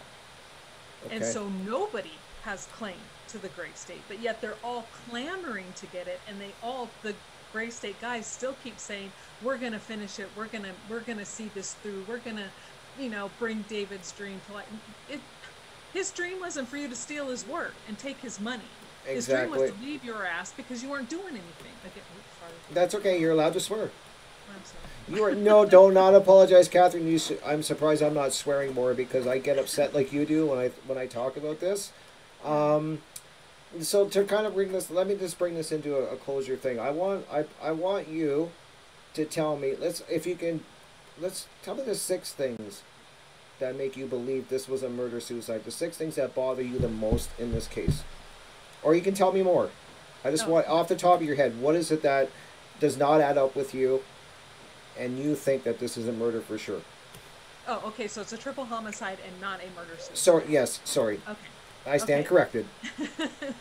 It is the damage to his skull. Number 1. It is the lack of blood at the crime scene. It is the lack of lividity in all 3 of their bodies. It is the body placement. It is the lack of DNA. The fact that they don't have the bullet that killed David. The fact that Sean is talking about, hey, you know, you're going to send me to prison. There are other people, and Danny August Mason, who wouldn't sign and is still trying to fight to get rights to something that wasn't his. The fact that there's only white dog hair on his clothes when his dog was mostly brown. The fact that the door is ajar, the window is unlocked, not enough dog. I mean, I could go. I knew you were gonna. I knew you were gonna do that. I was like, she's gonna go on a roll, and it's gonna be one after the other. And I that's amazing, and that's what I'm telling you, people. You have to look at this case, and you have to look at Catherine's work. It's not as cut and dry as the police wanted to make, and even like I've heard you say, this evidence should have been looked at and processed, if anything, to prove people wrong and to eliminate people. Mm-hmm. And to me, I find it just, after all of these years, I found it hard to believe that they came up with this after 2 hours. And then after you did more research and you got that skull fragment where you see the ratchet marks and the tool marks that he was struck with, and they didn't reopen it, I don't understand. Why do you think they're not? Why wouldn't the police want this reopened? What do you think? My best guess is they probably know who did it, but they can't prove it. Okay. So it's easier to have a closed case than to leave something open forever on their books. that's my best guess is that. And They I don't want think to be proven they're wrong. digging. I'm sorry, They what? don't want to be proven wrong, kind of. Well, That they're digging their heels in now because far too many people see that it was a rush to judgment on their part, and that they have absolutely zero evidence to back up their stance. And instead of saying, okay, yeah, we rushed to judgment, it's their ego won't allow them to be wrong. So I exactly. see a lot of ego at play here, and that's sad because they've labeled this man who was 168 pounds at his lowest, which he was super happy, who is now 128 pounds upon his death. Hello, ding ding ding. Yeah, And and then the brutal beating he took, the horrible things that was done to his wife as well as his daughter, and they're content to allow him to carry that title. tag with him because he's not alive to defend himself. And to me, I see that as a very cowardly thing to do. To me, that I would be more impressed if someone were to step up and say, okay, everybody's pointed stuff out, and they weren't prepared. I don't care what they say. This was their first murders in over 6 or 7 years, and Oh, before wow. that they had one. With it 3 years before that, so within 10 years they'd only had one besides this. They had no idea what they were doing. They were clueless. And instead of saying we made a mistake, at the time we did the best we could, and we right now we don't have enough evidence, the scene is now gone, this will forever be an unsolved case, I could respect that, Hmm. right? Me And I too. think most people would say thank you. But the fact that they're digging in their heels and saying we're right, we don't care how much evidence, we don't care if you show us solid proof he's innocent, he's guilty. And Well, there you go, it's ego. and he's carrying that label as a man that killed his Domestic fam violence, yeah. to the highest degree. Now, if you don't want to answer this, this is perfectly fine. But from what I can tell, have you, because of all this research and the people you've named, have you actually been threatened at any point by people telling you to Oh yeah, stop yeah. research? Oh yes, Really? and in fact, I did move recently because someone decided to drive by my house where I lived at before, Hmm. and shot a pellet gun into my window. Thank God I had a double pane storm window in my front. It was a big, huge window, and I heard something. I had just walked out of my living room into my kitchen, and I heard something hit. And my dogs kind of alerted, Hmm. and at first I'm like going, well, that was really weird. Maybe I should just go check and see what it was. Because they're like staring at the front window. I'm like, oh, come on, you guys. And as I walk around the corner, I see this big old hole in one of the panes of glass in my front window. And I go out, and all I see is a black truck and an arm, an orange sleeve. But as you know, your mind can remember different colors. So it might Exactly. not have been orange. But Right. I remember seeing orange. Arm with a hand like this coming in, and then go back in the truck, and the truck took off. That's So, I and never then, knew that. I've never seen you do a video about that. well, yeah, because I don't want to give these guys, they do stuff like this to a lot of us that, we're either followed or people come into your house. Like I would find, um, in the house that I had before, again, my same house, which I finally said, you know what, I'm just done. I'm going to move to a gated community, which is where I'm at now. So I would leaves like say a bottle. I used to drink soda back then. I drink water now. But say I had a can of soda on the table, Hmm. just as an example, and I would leave it there. I'd get up, put everything, and then I would go somewhere, be gone for a few hours. I come back home, and now this can of soda is in my kitchen sink. So stupid things like this would Wow. happen all the time. Different things within my house would be moved, and I'm like, all right, whatever. And to me, it's very childish, and it's really it didn't scare me, it made me angry. I had a roommate at the time, and she got scared, and I just told her, I said, look, knock it off, 'cause, I mean, she really freaked out. I'm like, you got to quit this crap, Hmm. just stop, Hmm. because it's just meant to harass. Because if they were really going to do something, they would have done it. You know what I mean? They Right. could have come in and done something, but they didn't. And And they wouldn't tell you about it ahead of time exactly. or give them. But have you actually received emails from any of these people that we've Yes, mentioned, and they're telling I you to back off? yes, Sean Wright, actually. Not He was Sean he's Wright, Sean motherfucking Wright. Oh yes, as he calls himself, I'm Sean motherfucking Wright. And I'm like, whatever, dude. Okay. Ooh, I'm scared. I had to add that in, folks, because I just find that funny. But Well, yeah, so, because that's how he writes things. And yeah, he's very rude and very condescending and very, you guys need to drop this, and I'm like, who do you, and I would tell him, who do you think you're talking to? mhm, I'm not sure who you think you're talking to, but you don't talk to me like that. I will talk to you if you're decent, mhm, and I'm not saying we have to agree, but don't come at me calling me an MF or sorry, I don't play that game. right. With anybody, it's just rude It's and, rude. It and is. uncalled for. And I find that that's very telling that they would like obviously they don't there's somebody that doesn't want you doing this research. I truly, and same with uh then his name is slipping, Greg? Junior. Yes, Oh, Greg. oh, okay. uh the people that you actually done videos with and that Greg Fernandez Jr. Am I Yes, butchering that? Fernandez Jr. All right, thank you, Greg. I got it right.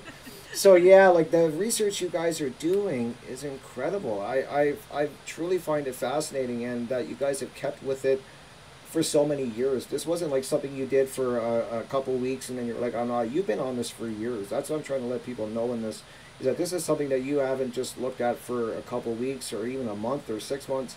This is years and years in the making, And we take no money for this, and that was one of the things that was for me, my personal mhm, criteria. Is the reason why I really stuck with the group was because Dan and Greg feel the same way I did. Not one of them ever monetized their videos, and I'm like, I will never do that. mhm. It should never be about us trying to make money. We're trying to get some justice for this family. I agree.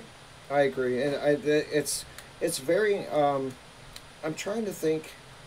It's a, I don't even have words anymore. I really don't. I'm so frustrated. I can't even imagine with the. I've done a lot of research, but nowhere near yours. I actually, you've done way more. And the amount, like it really struck me when you said that you used to lose sleep over this.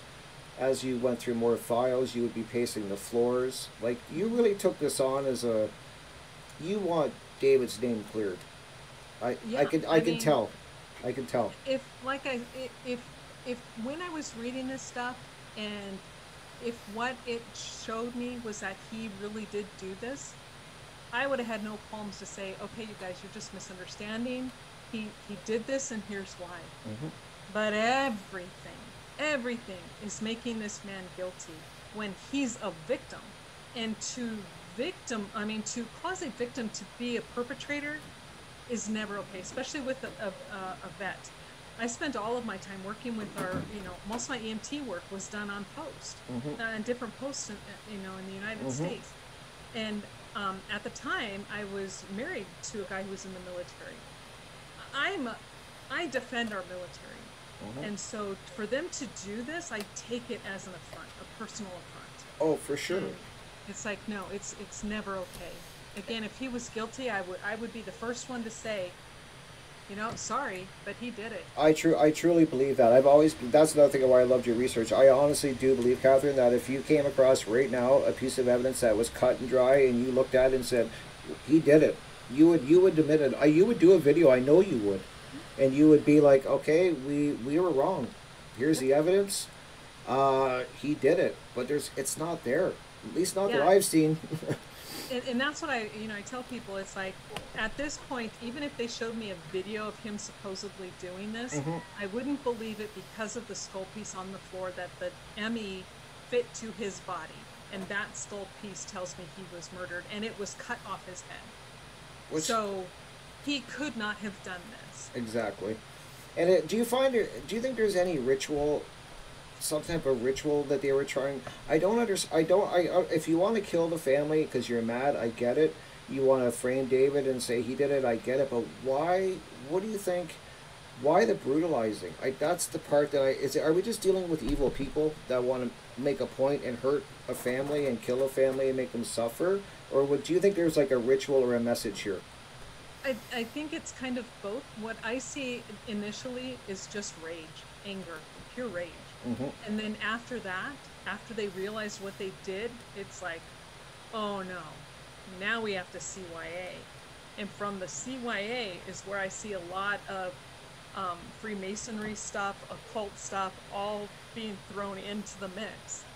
And when you start to realize and start to, like the video we just did, Ordo of Chow, it's, you see, and there's more. Somebody had asked me, and I can't remember who it was, and I said, yeah, there's actually, we could do a part 2. There's that much more evidence and stuff that was put together.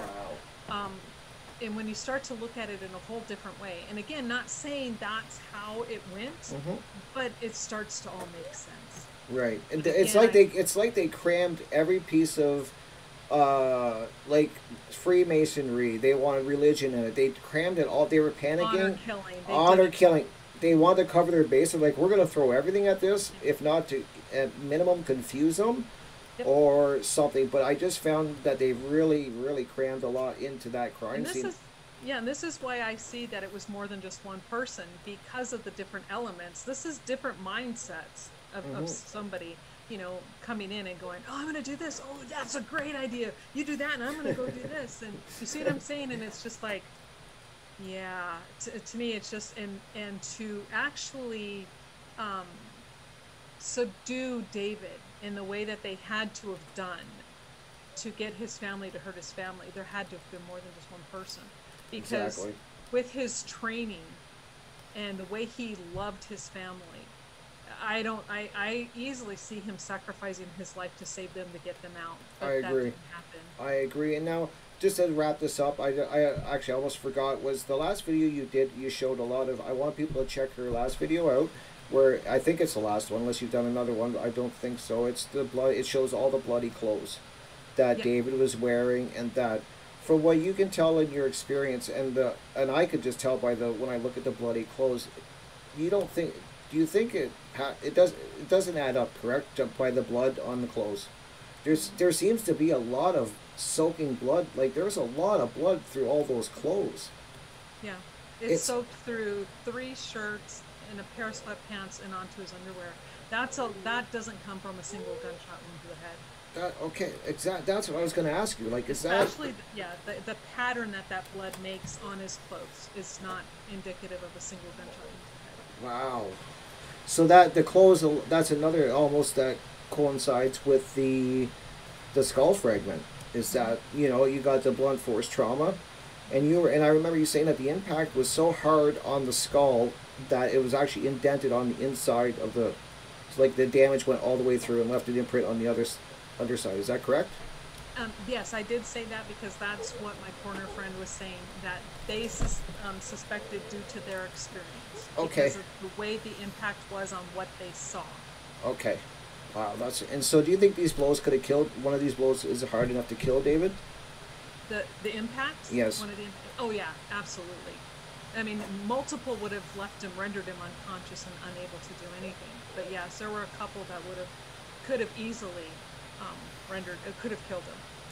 And then there's another skull piece, which I'm going to go and do more research on, but that was also in the pictures that came with, that Tony dropped on our page, which shows that when you compare how this one looks compared to the other ones, you see it's mainly all red or brownish color, which tells me that there was a lot of subdural bleeding going on, that this skull came into contact with a lot of fresh blood.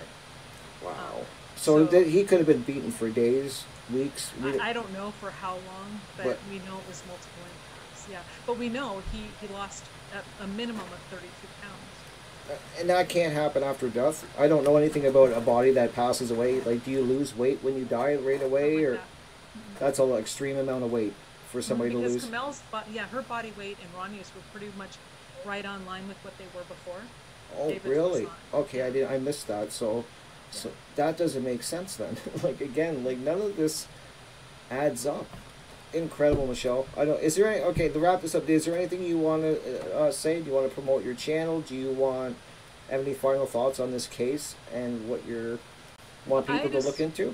Yeah, I just want to say thank you for being willing to jump on board and get out there, because I think the more people that start having channels and covering this, I think the better chance we have.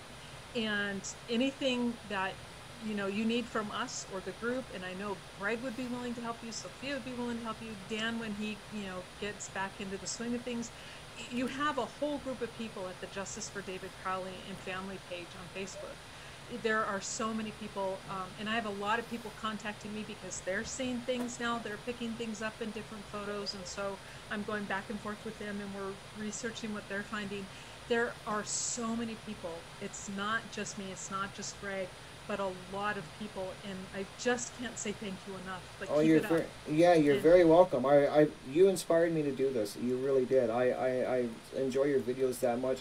Do you think that if there's enough people that get behind this and we start doing more videos, that it could be cause a landslide, like a tipping effect for the police, where they would have to open this?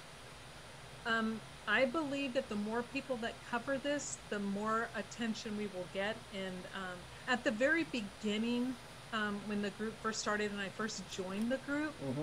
somehow the news station down where I was living found out about it, and they contacted me and they're like, we'd like to know a story. What's your connection? And at the time, I didn't really have a connection, and I didn't want to tell anybody what my past history. I mean, okay, I was born in Minneapolis. Okay. I'm from Minnesota, so that's kind of another connection for me. But at the time, I'm like, well, we're not really growing, and so they kind of dropped it. Okay.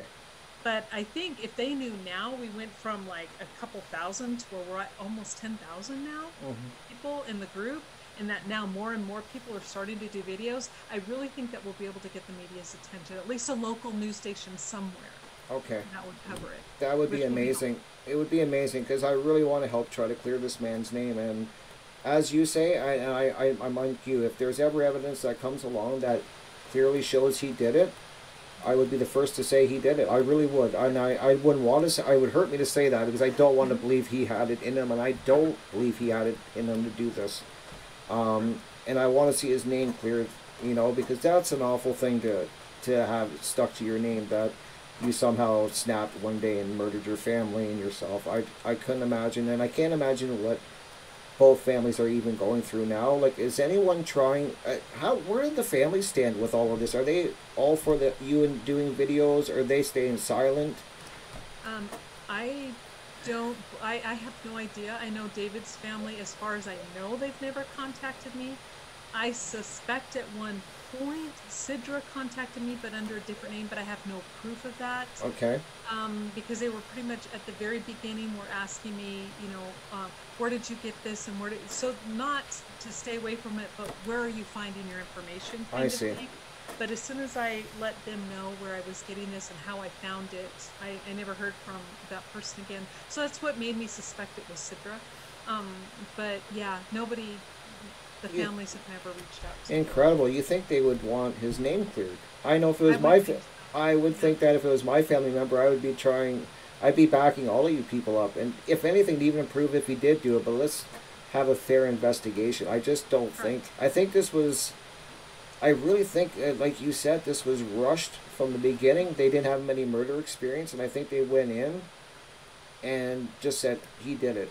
Like, and then they just made all the evidence. They tried to fit it all together in 2 hours, incredibly, and that's what they've run with. And they just don't. They've dug their heels in the. They've put their line in the sand, and I think they just don't want to say we rushed it. I think that's what it is. I don't know if they're don't want to admit that they were wrong, or if they just don't.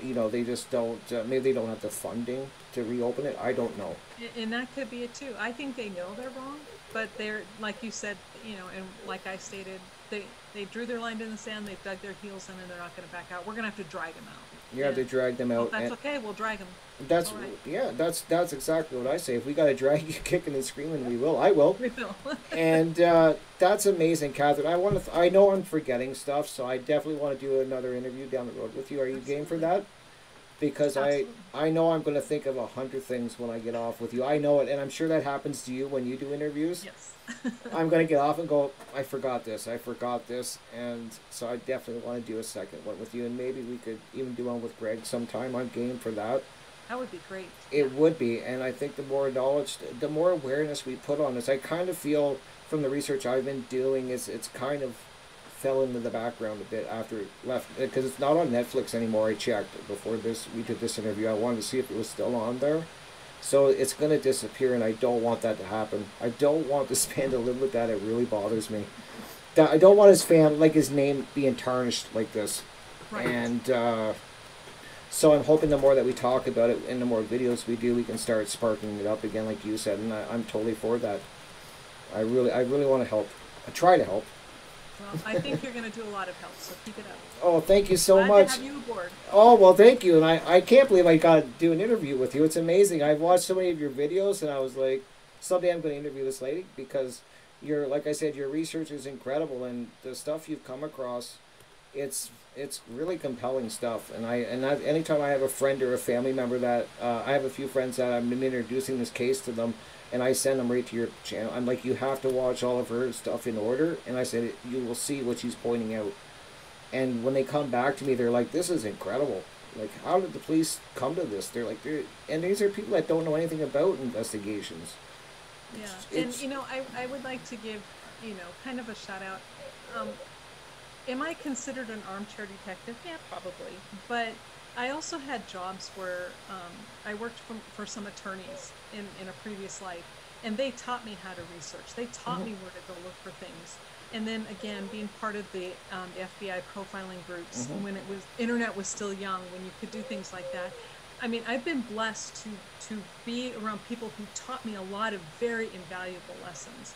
And that is what I've been able to bring to researching this case. And I try really hard not to base it on opinion, although I do that sometimes, let's face it, we all do. We're all human. But I try not to make it about my opinion and about what I see. But if I see something, I have no problem saying, and everything's like, don't ever say absolutes. Well, I'm sorry, his head is absolutely beat in. So for me, there's no question. But I'm also not having to file a legal document, so. Exactly, yeah, and so, yeah, I definitely... If you maybe, like I said, we could do a second interview and get. I'd love to talk to Greg too. I mean, I have another channel I watch. I just got done watching where he's reading the journals passages of David Crowley, and I don't see anything that would lead me to this. I could be missing something, but I just don't see a man that he was too happy where his life was going and excited to move and get his life going, and he was, like as you said, he was connecting with his daughter. I remember hearing that when he was reading it. He made a lot of progress, and you could see it through the journal entries, and he was growing, and he was finding himself, and he was finding the love for his daughter, because to be honest, he was struggling with being a father. He was. And when you're in the military, though, you see that a lot. What he went through is not uncommon, and especially for men who are deployed and they're not there at the very beginning lives of their children, it's really hard for them to come back and to connect. And it's very normal for that man to go, oh, there's a kid here, all I want to do is get to know my wife. That doesn't mean he's a hateful person. He was being honest. He was writing, and he never expected anybody to read these thoughts. Nope. They were his personal thoughts. But when you watch him progress from going, I don't know what to do with this thing, because he didn't know what it was, really, it's like, oh my God, I'm dumped into this, what do I do? To wait a second, this is my child, and I remember how I was treated by my dad. I can't do this to her. I have to do better by my child. To at the very end where he's like, I finally have connected with her. That's not going down into a dark hole. That is someone who's going from darkness to light. He found his light. Yeah, and that's exactly the feelings I felt when I was hearing him read it. I was like, this is not a man going darker. He's coming out of the darkness. So it's very interesting. And is there any more journals, or are they going to be releasing anything else that or you don't know? Anytime I request stuff, it's always denied. So I have to wait for somebody else.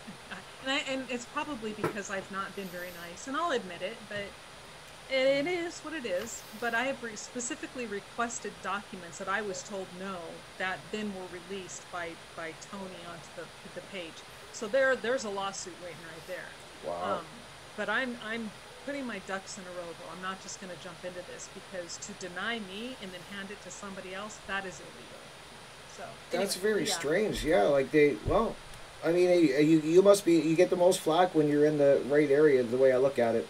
And you're big. I know you've got a lot of flack, and I've heard you say in videos that you've got threats before. And I find that, if you weren't scaring people with your research, they wouldn't be doing this. And there's something that they don't want you. I don't think they want you nosing around too much. That's my belief. That they don't want people poking around too much, and so they're going to try to threaten you very cheaply. And all they have to do is just say, we made a mistake, he was murdered, and it will remain unsolved. And I will walk away. And it's not because they're giving me my way, but it's because they're admitting that the evidence they gave us shows he was murdered. And if they want me to walk, that's all they have to do. Yeah. Clear his name. That's all I'm asking. No, I agree. So, no, that's great. I don't want to, I could keep talking. I'm going to let you go. I've kept you so long here already. I said I didn't want to request an hour, and I don't know how long we've talked, but I've just enjoyed it so much. Well, thank you. I really appreciate it. And like I said, anytime we can do this again. Oh, that would be great. Thank you so much. And I hope I will send you this so you can post it on your page. You have my full total permission. So as soon as I get it up, you can definitely share it. I can send it to you, whatever you like. Okay. Does that sound good? Oh, sounds good. Beautiful. Thank you so much, Catherine. You have a great evening, and thank you so much for being making this episode very special. My first one. Thank you. And you did a great job. Thank you so much. Take care, dear. Okay, bye. Okay, bye-bye.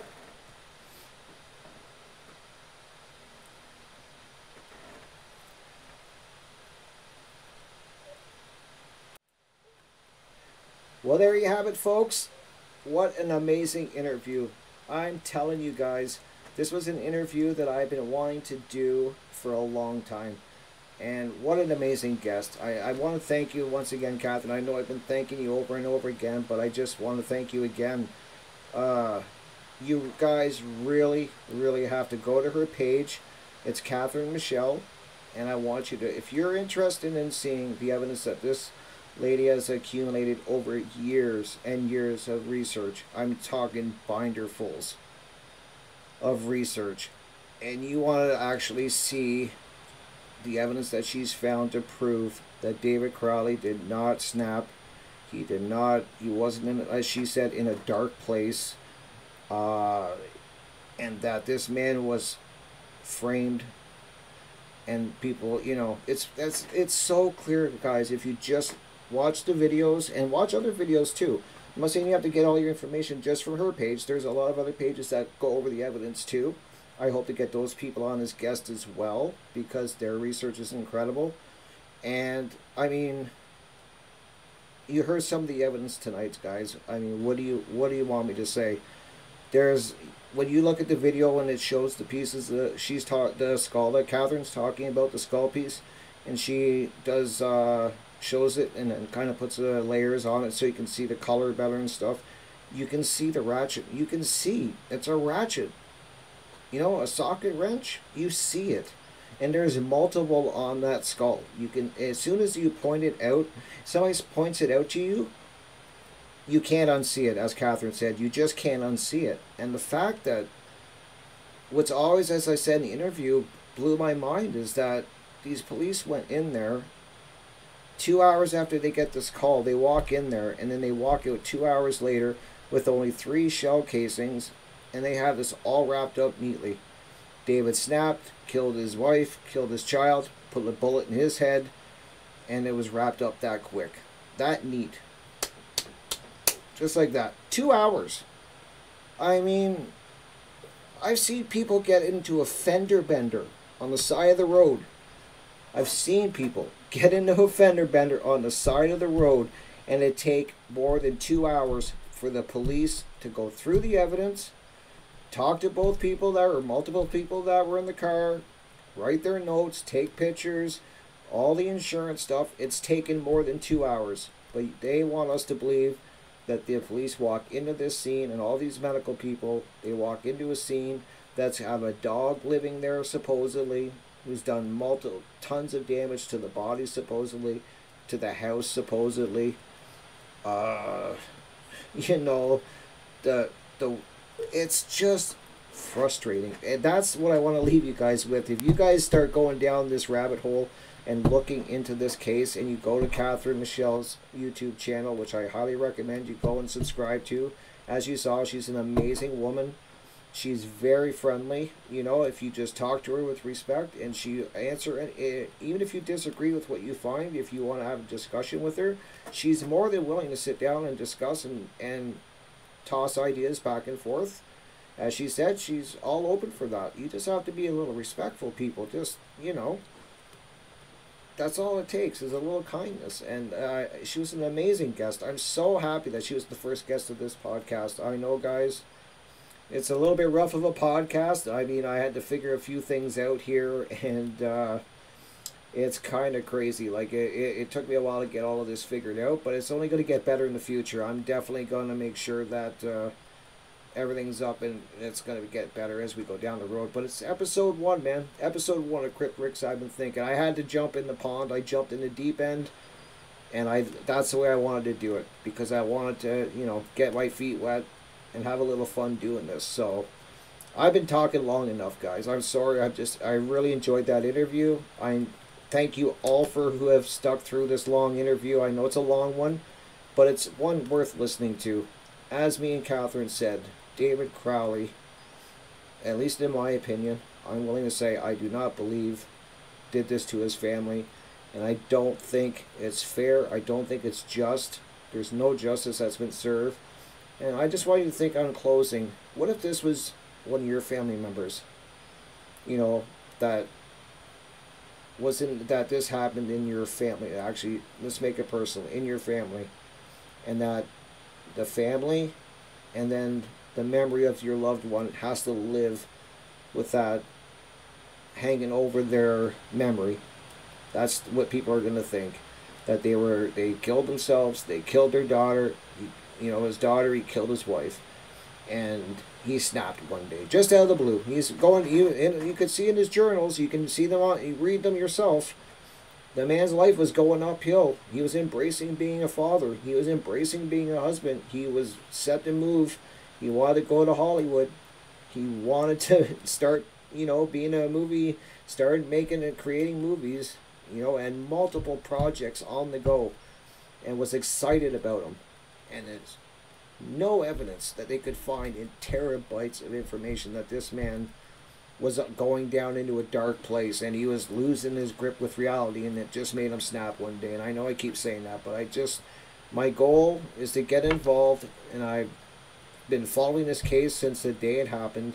I was actually following David Crowley's, as I said at the beginning. I was following his videos from, when he was making little clips and putting them up on his Gray State YouTube channel. And I was watching, updates of his movie and what he was talking about in interviews and stuff like that to where we are now.